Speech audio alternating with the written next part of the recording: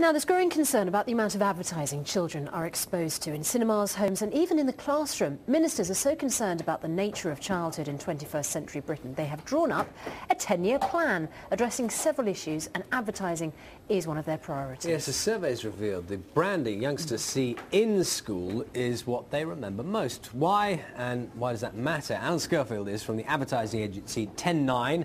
Christine Blower is Deputy General Secretary of the National Union of Teachers. Can I first ask you, this obviously works. I mean, that's the reason you put some kind of advertising in school, because you wouldn't bother if it didn't work. Yes. Well, advertising to children is very effective, and the issue is not so much the advertising, which broadly speaking is just promoting or getting wider acknowledgement of a message.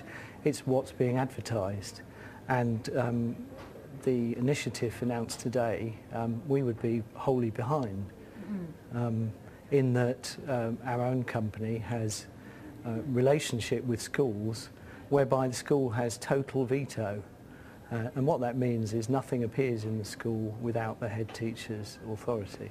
Well, Christine, if the head teacher can turn down advertising, then it's really the head teacher's choice, and there's not a problem for children. Yes, and in fact, in Alan's case, they're advertising things with which we don't have a particular problem. What we're much more concerned about is advertising of, for example, convenience or junk foods, high-fat crisps, that kind of thing. And we're also concerned about advertisers who we think behave in a slightly unscrupulous way, really, to get into schools on the basis that, you know, they will offer books if you have lots of tokens from crisp packets, for example. But if it's down to the head teacher to say yay or nay, do you feel that because of financial motivation, head teachers might be swayed when they shouldn't be? Well, I'm sure that you will have run lots of stories in the past about the fact that schools aren't as well funded as we would like them to be.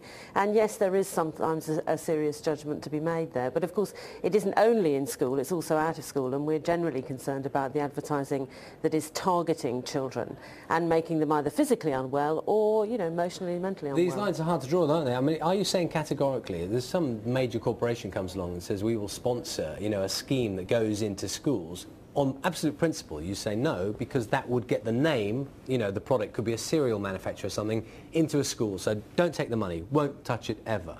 What we're saying is don't take the money if what you're doing is associating your school with the kind of food which you genuinely think is unhealthy for children.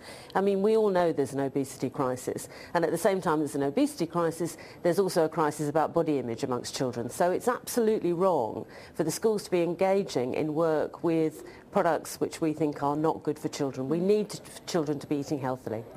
Alan, I mean, the trouble is that companies don't really go into schools with adverts saying, eat junk food, it tastes great. They generally associate their product, which might not be a healthy product, with something healthy like a sports initiative or a books initiative or something like that.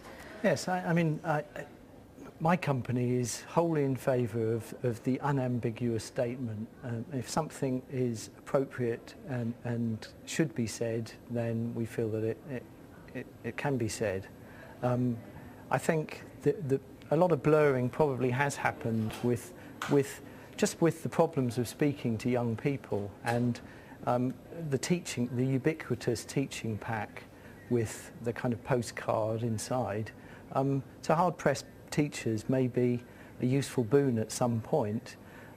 What we do is large poster panels on the wall which cannot be avoided, and they have to pass the ultimate scrutiny, which is they're there for parents' evening, they're there 24 hours a day, 7 days a week. They have to pass muster without any subterfuge. OK. Alan Scurfield, Christine Blower, thanks very much indeed for joining us this morning. Thank you. Thank you. Thank you. Let's have a look at the headlines now.